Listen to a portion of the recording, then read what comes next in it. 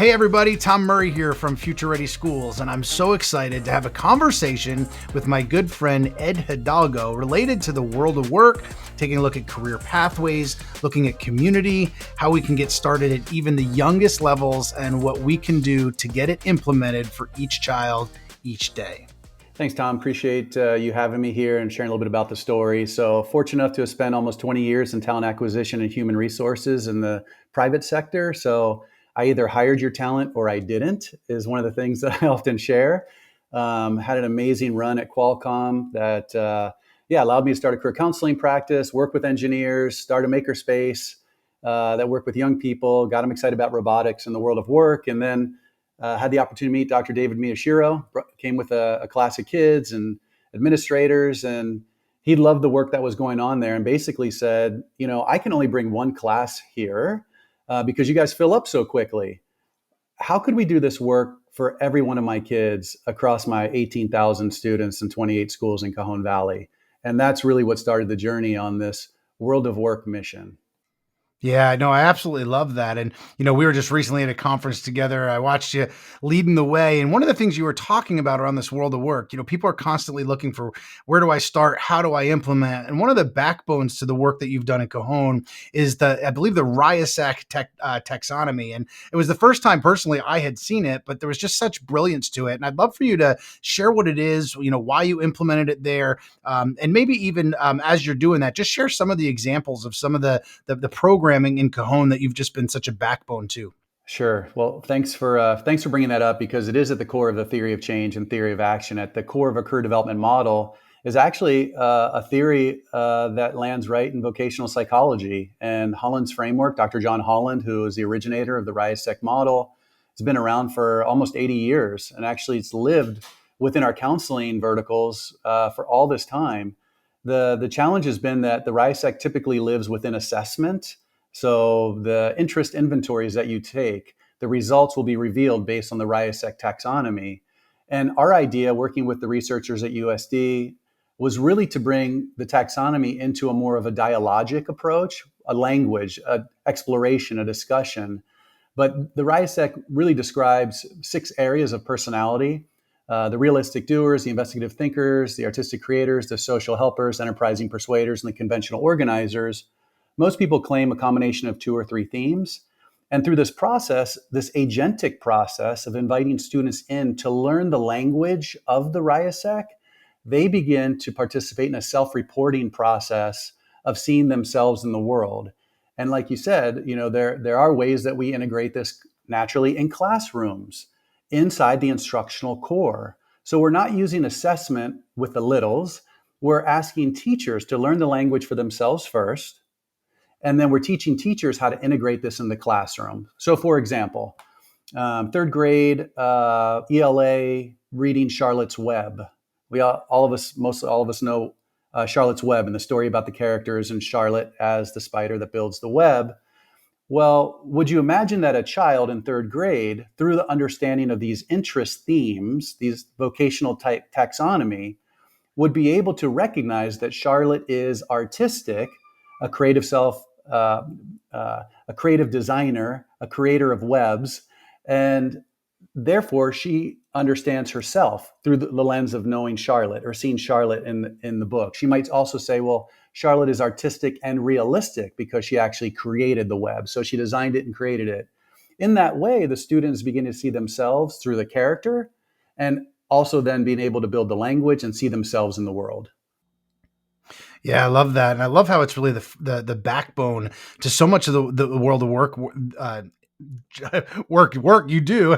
No, that sounded kind of funny in saying that, and I have to tell you that I'm constantly asked all the time to point to models around, this world of work or career pathways. And I will honestly say, and credit to you and David and the team there and the work that you're doing, that you all are on the top of my list all the time when I talk about it. And it's because we're not just talking about something that's done at the high school. Let's do a quick inventory. Here's what you like. This is what you should check out.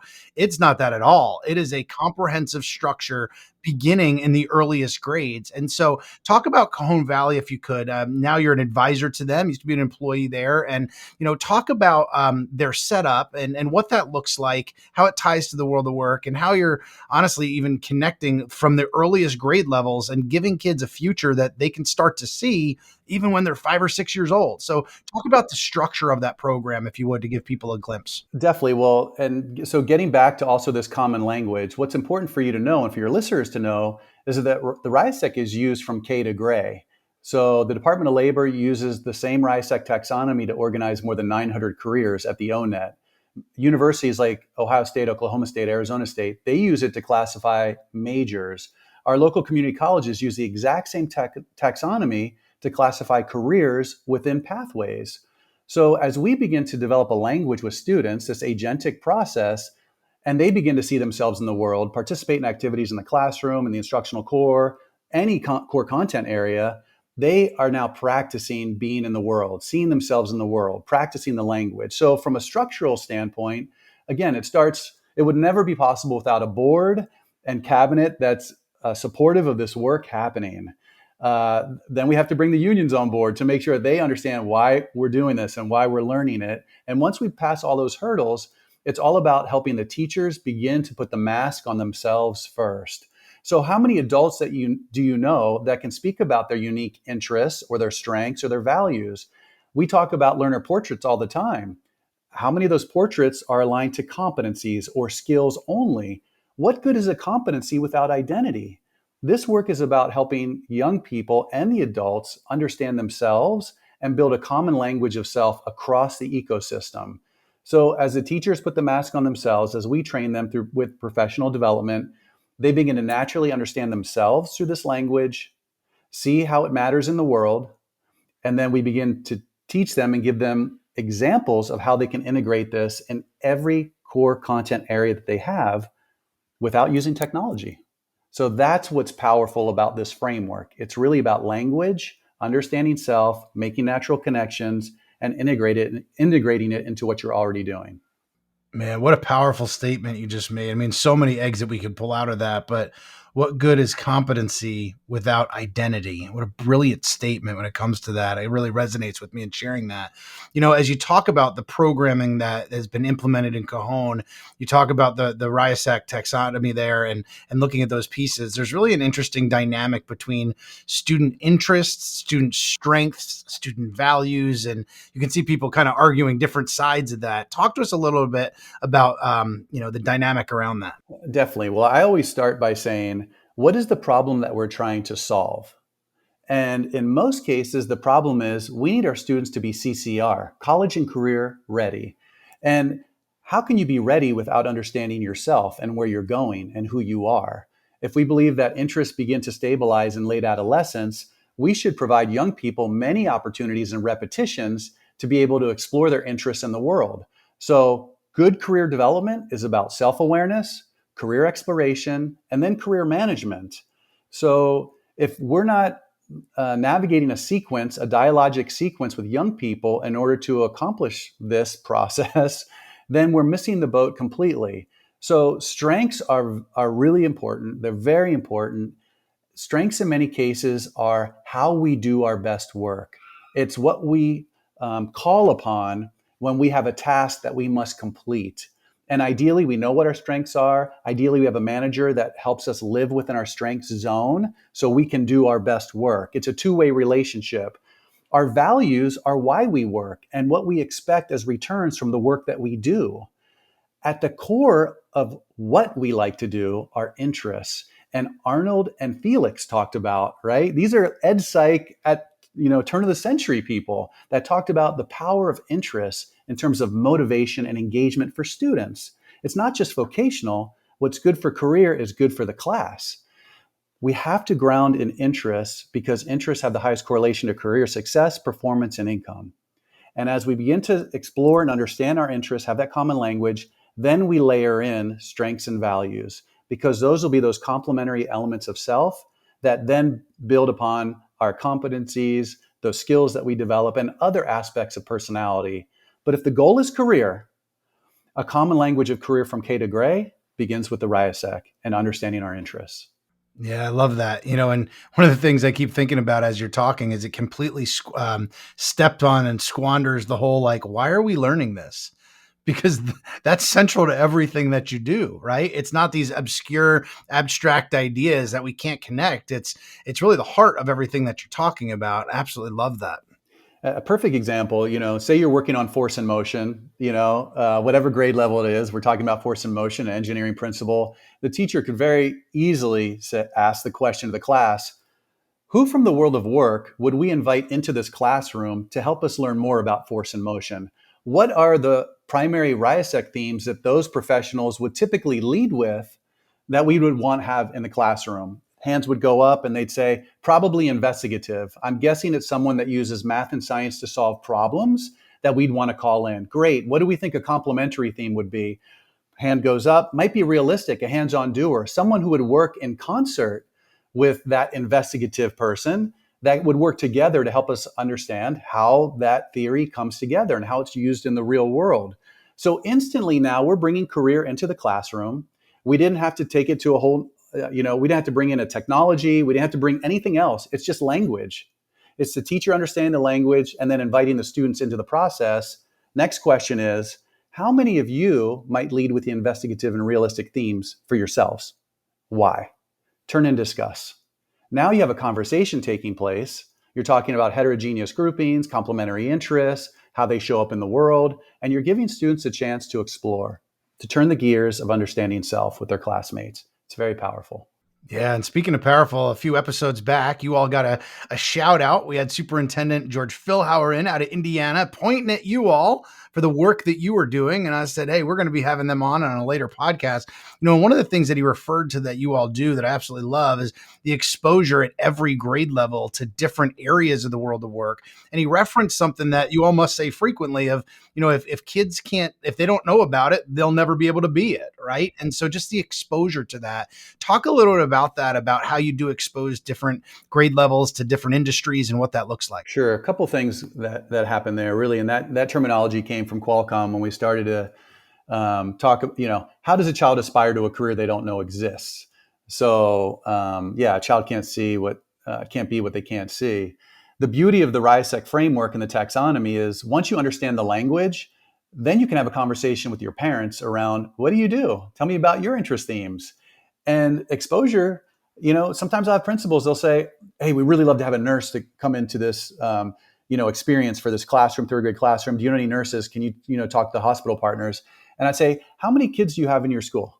900. So you have 1,800 families, members probably. So no one in your schoolhouse is a nurse.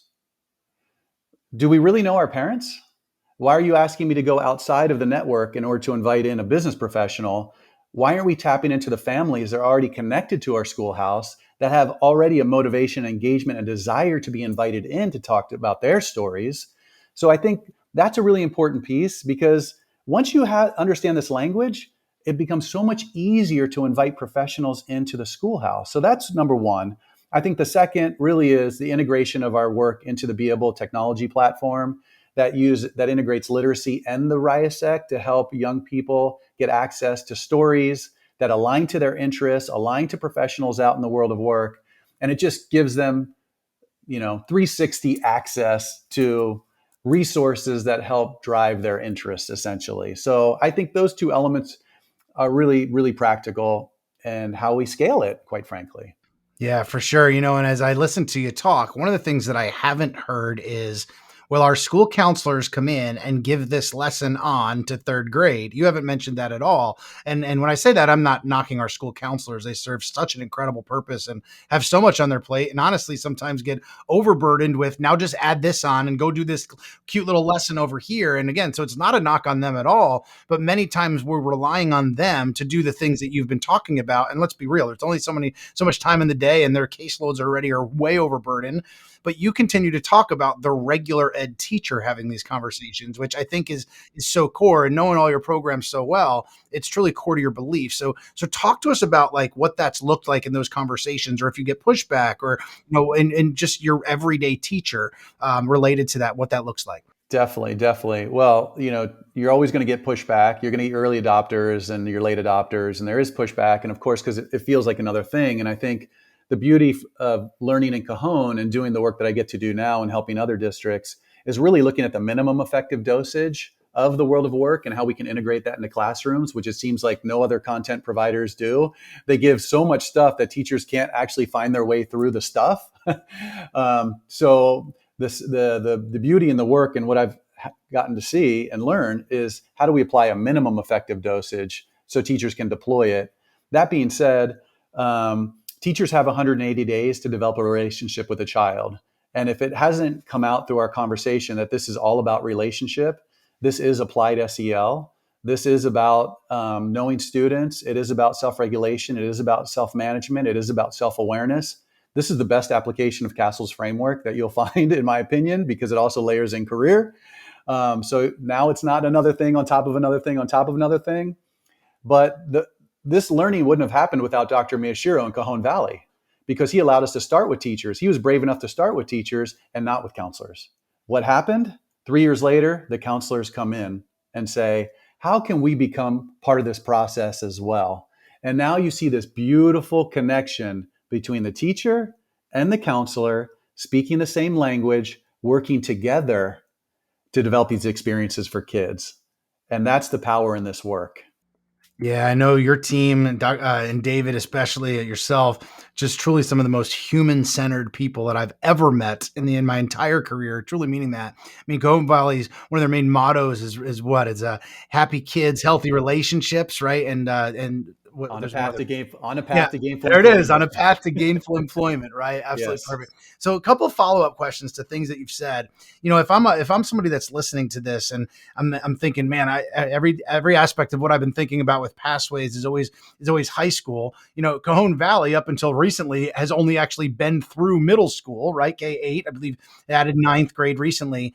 And so it's been in those younger grades. So what does this look like in, say, kindergarten or even pre-K? Like what do these conversations look like at the youngest of ages? I'm so glad that you asked that question. And really, this work beginning in the earliest grades, TK, K, and first grade, we know that teachers at those grade levels want to bring in realia. They want to bring in play-based experiences. They want to provide rotations for students. So imagine quite simply RIASEC themed rotations for students to have play-based activities based on the types of work that people who lead with those themes actually do in the world. So the realistics are building something. The investigatives have a magnifying glass out, or maybe they're putting on a lab coat for the day and talking about what a doctor or a veterinarian does in the world. Maybe they're looking at anchor charts of certain professions or community helpers that also have that investigative theme on their lab coat. So the reality is that young people, when they leave the house with you every day, they're experiencing people in the world of work. And what they hear from you, their parents, what they see in TV or media begins to ingrain stereotypes about particular workers, about gender, and other self-limiting beliefs that begin in these earliest ages. What we don't want is for children to begin to foreclose too early and say, that's not for me. In fact, we want the world of work to be open to them, to be full of experiences. And that's why this work is so important, that it's that teacher, the person that has 180 days to develop that relationship with a child, that's inviting them into a process to understand self and meaning and mattering in the world. And that's what this work provides. Yeah, that's incredible. You know, I want to pick up on one of the comments you made earlier for our listeners, and you mentioned something along the lines of, and do all of that without technology. And obviously, when we talk about the relational piece, the human components, the in the classroom, absolutely all makes sense. But I know technology absolutely can play a role in these conversations. So, talk to us about what that looks like. Where is technology infused in this area? How can we leverage technology to amplify some of these conversations? Definitely. Well, I would say that there has been so much technology thrown at this problem over the last 2 decades. And I think a lot of it, quite frankly, is a form of malpractice, especially the way that assessment is deployed for young people. Dr. Ian Martin at USD, one of my mentors, said, any assessment is only as good as its interpretation. And I think we'd have to question even if some of the assessments that young people are taking, especially around career, are valid, reliable, and empirically based. So does the student actually get access to a quality assessment? And even if they do they have time for the interpretation with a professional that understands the language? I can guarantee you most high school kids are taking some sort of assessment around that includes the RIASEC, but they have no idea or very little idea about what the RIASEC means in their lives. So there's a place for technology, absolutely. And I think Beable, the integration in Cajon Valley, is excellent because it's literacy and career. It's a very unique spin, and it's something that people should look into. How do you give students Lexile leveled, literacy based interest readings that keep the child on task, reading, excited about learning more about themselves? That's number one. And I think we have to get better with understanding more of what is the role of human in this process. These other things about connecting to experience-ships or virtual chats with professionals, all that can happen now. All that can happen. But I would say that much of that should be secondary to the relationships that we build with young people and helping them understand that there's a place in the world for them. That happens through language. Those relationships are certainly key. And one of the components most important components that you've mentioned multiple times are parents. So talk to us a little about connections to the parents, connections to the community, the importance of that. If I'm a superintendent listening to this with my eyes wide open, being like, oh my gosh, here they go. And by the way, what are the demographics of Cajon Valley as we talk about community, just to give some perspective as to the community that we're talking about. So talk about parents, community, the demographics, and just how all that works together. Yeah, so there are parents in Cajon Valley that drop their kids off in Escalades, and there's families that are looking for somewhere to live. So you have an incredibly beautifully diverse community, second highest number of Syrian and Iraqi refugees in the nation. Languages like Pashto, Farsi, Swahili, Spanish are spoken in this community, and I can't think of a more important part of the work than this, because when you ask a parent what do they want for their child, naturally they all say the same thing: I want my child to be happy. And when we think about happiness and well-being and satisfaction in the world, so much of that is linked to what you will do with your time in the future. As we begin to engage parents in learning about this language, specifically around the RIASEC, they begin to now build a common language with their child. And so and of course, we had to present this work to parents and families before we ever got started. And everyone across the spectrum of socioeconomic status said the same thing: I wish I had had this when I was my child's age. So the power of seeing your child through a new lens of potential, of possibility, what their uniqueness is, their gifting, that is the gift of this language. It's not about a report card, because we know the report card has no correlation to future success. But what does correlate to future success is that natural, innate elements of self that each child uniquely has present within them today, and the work that we will do to help them harvest, develop, create, connect, and design themselves in a way that meets their place, their being, their full potential in the world, not just for them, for their family, for our country. And this is a language and a process that can help them get there. So everyone in the system says thank you, and businesses say you're creating a better talent pipeline for us by doing this. Yeah, so it's not something that's done to them. It's something that they're a vital part of.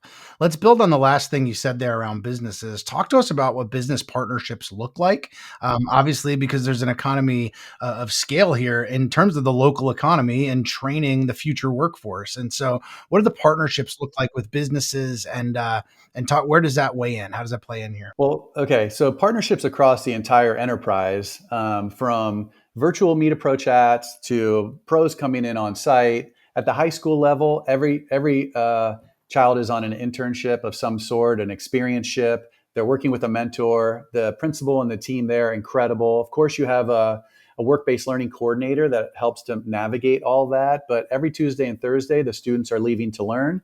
It's definitely a big picture hybrid in that concept, with advisory, leaving to learn, and interest-based learning. So kids are out in the world and they're doing things. Business likes this because students are developing their strengths, interests, and values. So they're more ready for the workplace. They understand themselves. And whenever possible, they're making connections between my person, who I am, the environment I want to work in, and finding that connection or fit. But the student plays a significant role in doing that. And I'll say all kudos to the team, because they're actually teaching kids how to make a cold call and ask for a job shadow, how to come on site and do an informational interview. They're teaching the most real of real world of work skills, in that they learn to have the language to make the ask. Could I, come and spend some time learning about the work that you do on site? And then at the end of that, asking for an internship. So kids can do so much more than we give them credit for. The adults are the problem in the process. The kids are incredible and so talented. Yeah. Ed, so I'm going to ask you another question before we wrap up here in a moment, but you've talked about a lot of things, some models. Can you share with folks, where can they go look at some of this stuff, between the taxonomy to, maybe Cajon Valley's World of Work to some of your work? If I'm a superintendent listening to this saying like, I need to go check this out, where would you point them? Well, you can do a quick Google search on on Cajon Valley. CajonValley.net is a great place. Go to the CajonValley.net YouTube channel. If you want to learn more about Beable, you can go to beable.com, beable.com, to learn about the literacy connection with Interest RIASEC. You can go to my website, ed-hidalgo.com. A lot of great resources there. And my LinkedIn page, there's some decent writings on there that'll give you a flavor on some of the most recent things that I've been thinking about, especially relationships as they relate to the RIASEC, and part-time jobs, and the importance of part-time jobs at high school, the value that we should place on students working in part-time jobs, not just internships. So hopefully some of those articles will trigger some thoughts, and please don't hesitate to reach out on Twitter, LinkedIn, or via email. I'd be happy to answer any questions for any of your guests, Tom. Yeah, well, you're amazingly humble, and you said decent. I would call them brilliant, and truly admire the work that you lead, with the brilliance that you do, and the team at Cajon Valley and those others that you work with, even now around the country. I want one final question for you, before I ask you just advice for people in general that want to get started. I've known you probably now for 5 years. I've looked up to you and the work that you lead in this area. Again, I point to it as some of the best in the nation, and I wouldn't say that if I didn't mean it.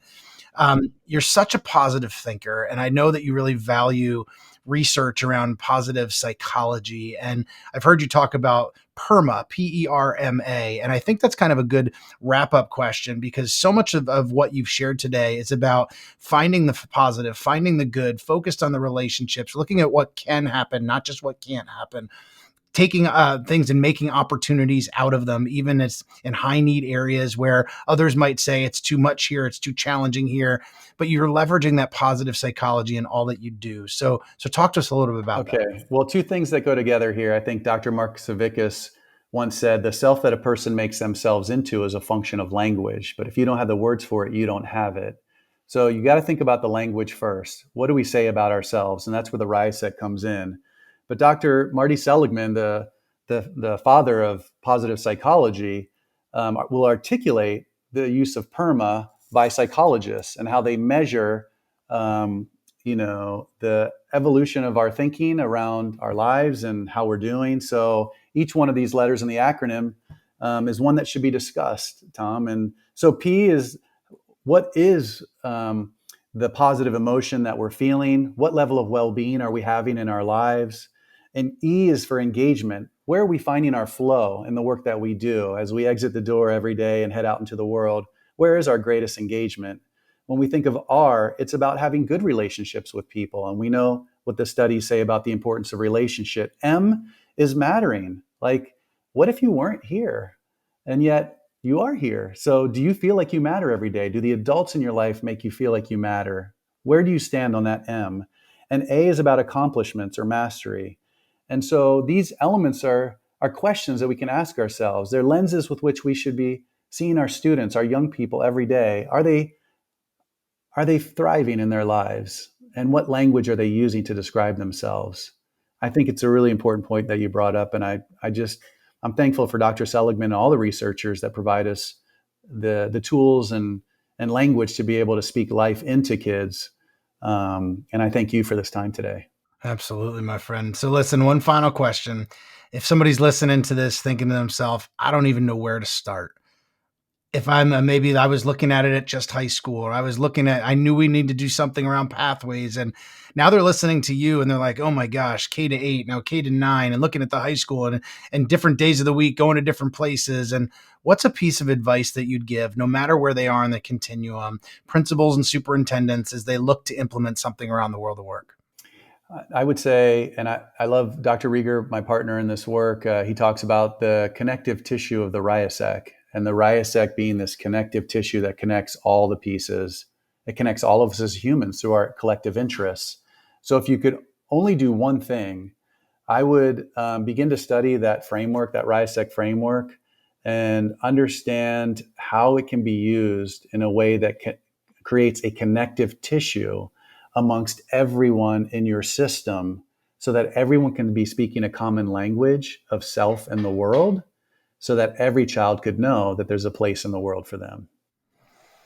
Ed, I tell you, every time I'm with you, I learn something. I feel like I get smarter just from each and every conversation that we've had. It's an honor to call you my friend, and I'm just in awe of the work that you continue to lead around the country, the work happening in Cajon.